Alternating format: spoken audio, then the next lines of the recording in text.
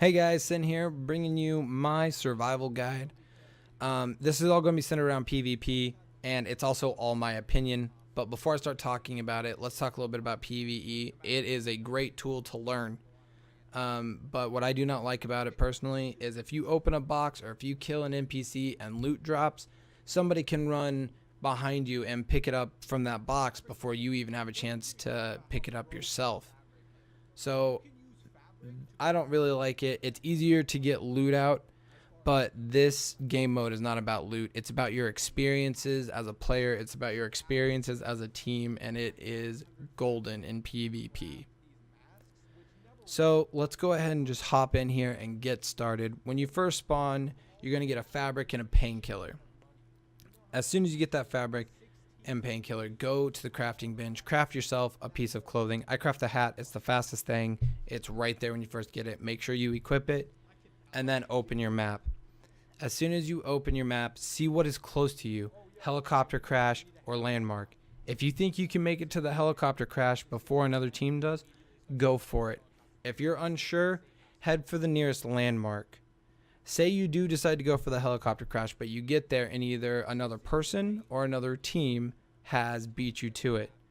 Well, look for the nearest landmark because that is where they're going to go next. They'll have a gun, at least one, sometimes more than one, and they will feel like they can just take on any landmark, which they can, but you're going to come in and sneak up behind them and take them out while they're fighting the NPCs or right after they clear out the landmark for you. That way you can get yourself geared and you didn't have to put in much legwork for it except for killing other players. Now let's talk about the most important thing in this game mode. So you got your water is the most important. That way you can see items through walls, loot quicker, loot faster, get to other places. This is solo and party advice I'm giving here. You want, even if you're playing with the team, pick up everything as fast as you can. You'll divvy up the loot later. Don't worry about it right off the bat. If you do want to gear yourself, ask somebody in your group to watch your back or make sure that you are in a safe place. Look through your gear real fast, equip some pieces, but don't be asking people if they need anything because that will get you and your team killed. Wait till you get to a safe house for that. Meds are the next important thing. You do want to keep your timer up high, but keeping your timer up high is not the most important thing. I have had friends who have extracted with 3 seconds left. Now, when you kill players, as I was stating before, you are going to want to make sure that you, not only when you down them do you knock them down, even if you're fighting a team, make sure you kill them. Because somebody could flank around and pick him up, and then you're fighting from both sides. You want to make sure that that character is down and out of the fight.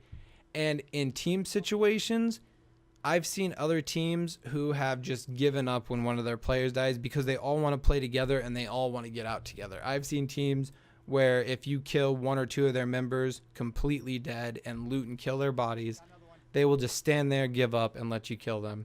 That way you get the loot and they get to go back and get into queue with their friends. So after you've hit up the helicopter crash, after you've killed some other players, look for safe houses. Make sure you guys are opening up your map constantly. If you're cold, open up your map, look for the nearest either shelter or fire barrel. If you have a lot of stuff and you want to get your team looted, or maybe you don't have a lot of stuff, but one of your teammates does and they want to get loot distributed, find a safe house. Everybody enter the safe house from the same side. Once you guys are inside, go through, divvy up your loot. I recommend having 2 people that are toughness and skill power based, and then 2 people that are firearms and skill power based if you're playing as a team of 4. If you're playing solo, that's a decision for you to make yourself. Typically, what I tend to do is I tend to build toughness, and then my firearms and electronics, it's just whatever way they go with the piece of toughness gear I have. But once you've divvied up everything, or if you're playing solo, once you've got all the best gear on for whichever build you're deciding to go with, deconstruct everything. And you might be thinking, alright, well I just deconstructed everything. I've only got a green gun right now. I'm going to go ahead and craft myself a blue one. I wouldn't recommend doing that. Oh, I'm in all green gear. I'm going to craft myself a piece of blue gear. Again, don't recommend doing it. The only piece of gear I will ever recommend crafting is a purple holster, but I would not recommend crafting gear until you get into the dark zone. If you are going to craft anything, craft skills and craft clothing, and then convert everything else. Solo play, skill wise, I recommend going with Pulse or going with a turret, maybe a seeker mine, maybe a sticky bomb. That's just kind of whatever you want, but make sure you have that Pulse. If you're playing in a team of 4, what I like personally to have is I have my 2 skill guys running a support station, and they can run either a turret or a sticky mine afterwards. One player runs a Pulse. You can have 2. That's up to you.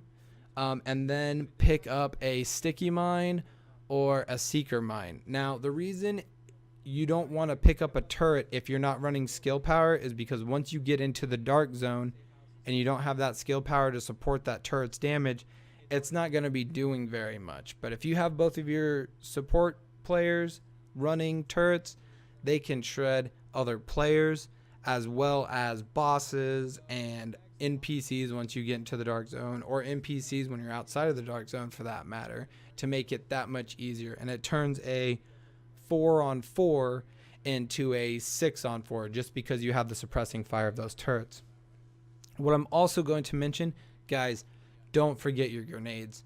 I cannot even tell you how many fights I've been in where a shock grenade has saved my life. Even throw EMP grenades, because when you first throw the grenade, they're not going to see what kind of grenade it is. They're just going to see a red ring on the ground and they're going to want to get out of it.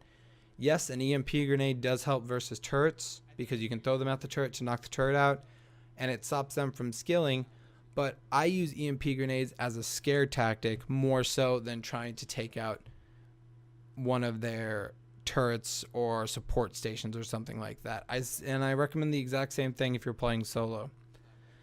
Before you enter into the dark zone, make sure everybody has crafted at least a basic virus mask. Personally, I like having everybody to have an advanced filter, because if you go through a contaminated area and you don't have an advanced filter, by the time it pops up on your screen, you're already in too deep and you will die, and your team will have to make the decision to either A, try to pick you up so that you can run away, or just let you die. And don't go, if it does happen, don't start trying to jump out, because I've had some friends who did it. They tried to jump out of it. They died while they were spamming their jump key, which then immediately took them out of the game once they had died because they gave up. So do not spam it. It instantly kills you. It does not down you. Cannot stress again. Have an advanced virus filter. There's also some really good loot in there. So now you and your team have gotten into the dark zone. You just jumped the gate. What do? Well, immediately again, start what you did before. Check your map. See where your viral cache is. You don't need a viral cache to extract and beat survival. You need a viral cache if you want to get more points. And we'll get more into the point stuff later. But right now, just remember you don't need a viral cache. Look where your viral caches are. Look to see where the nearest landmark is. Look to see where the nearest contaminated area is. You might be wondering why the nearest contaminated area. A lot of Division Tech cases are in those contaminated areas. Whoever has the most material is who you usually want to pick up the Division Tech box, because they can pick that up. They can go, they get between 2 or 3 Division Tech out of it. They can go to the safe house, and then they could craft 3 Division Tech guns. They could craft 1 flare gun and then 2 guns, a flare gun, a gun, a piece of gear. This is where you start actually crafting things. This is where the game gets really intense, because you're trying to get out. So after you get into the dark zone and you've made this plan of where it is you're going to go, make sure you watch out to see if other players are going to come in behind you. When I play with a group of people, we like to wait and see when another agent has entered into the dark zone. As soon as they have, we enter where we think they entered at, and then judging where NPCs are, we try to follow their path to get up behind them and kill them. It's a good way to get loot.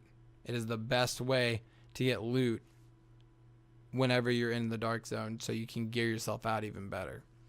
If you feel like you've been waiting too long and you hop in yourself and you're the first ones in, if you're playing by yourself, you got to watch your own back. If you're playing with other players, I recommend having at least one person watching your back while the other 3 are all moving together forward. You're all 4 moving, but one person is watching behind you.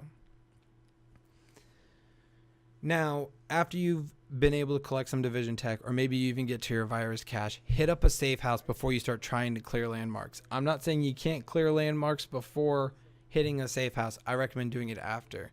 Again, I stress, enter from the same point. Once you're in the safe house, craft yourself whatever gun you're comfortable with. Personally, I like crafting an M44 sniper first and then an ACR a little bit later on.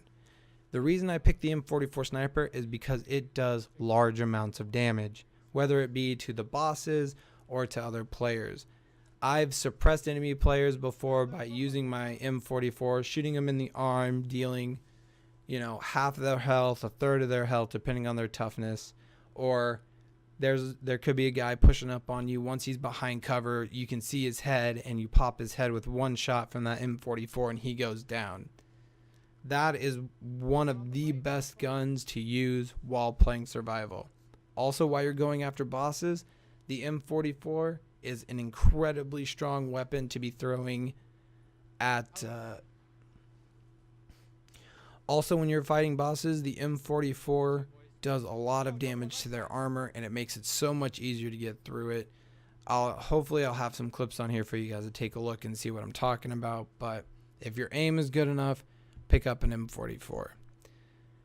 If it's not, pick up an LMG, pick up an ACR, pick up whatever you're most comfortable with is what you should really have while playing it. So after you've cleared out a couple landmarks, you've gotten some caches, and you've decided that you want to extract. Well, go and find yourself your nearest helicopter pad and pop your extraction flare. As soon as you pop the extraction flare, your hunter will spawn and come after you to kill you. Now, the thing to note about hunters is there will always be one hunter per person at extraction zone. What that means is there could just be one if you're playing by yourself. There could be 2 if another player runs up on you.